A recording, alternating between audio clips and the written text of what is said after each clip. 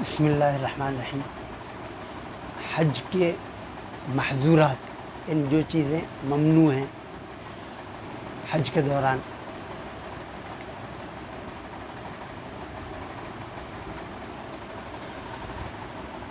قال تعالیٰ، اللہ تعالیٰ کا ارشاد گرامی ہے، الحج اشہر معلومات فمن فرض فیہن الحج فلا رفث ولا فسوق ولا جدال فی الحج۔ یہ سورہ بقرہ کی آیت نمبر 197۔ اس میں خدا شانوں نے ان چیزوں جو باتیں منع ہیں اسلام میں، ان کا ذکر فرمایا۔ حج جو ہے اس کے متعین مہینے ہیں، شوال، ذی-قعدہ، ذی الحج۔ تو جو فمن فرض فیہن الحج، جو حج کا ارادہ کر لے، مقرر کر لے ان مہینوں میں، فلا رفث، تو ان کاموں کو، ان باتوں کو نہ کرے۔ فلا رفث، بے حیائی کی باتیں نہ کرے۔ بے حیائی کی باتیں جیسے جماع، عام حالات میں اپنی بیوی سے جماع اور مقدمات جماع، یعنی جماع سے متعلق جو باتیں ہیں، بے پردگی کی جو باتیں ہیں، انہیں آدمی کر سکتا ہے، لیکن حج کے ایام میں، احرام کی حالت میں وہ بھی نہیں کر سکتا۔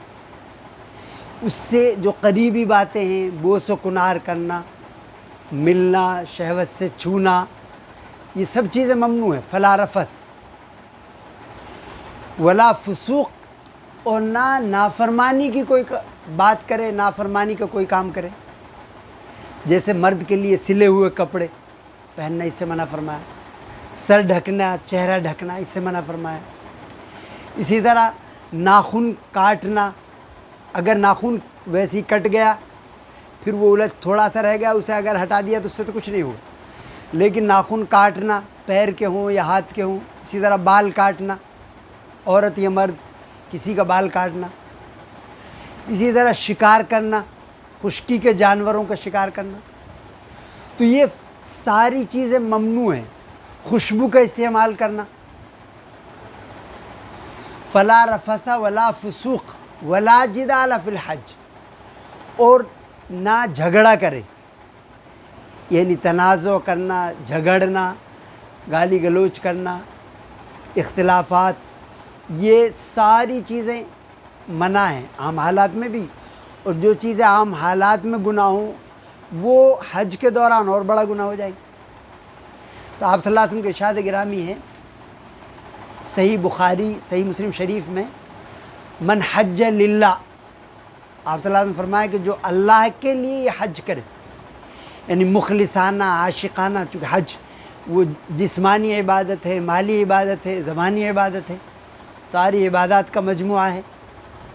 من حج للہ، جو اللہ کے لیے جس نے حج کیا، فلم یرفث ولم یفسق، اور اس نے بے حیائی کا کوئی کام نہیں کیا، بے حیائی کی کوئی بات نہیں کی، اور نہ اللہ کی، اس کے رسول کی نافرمانی کی،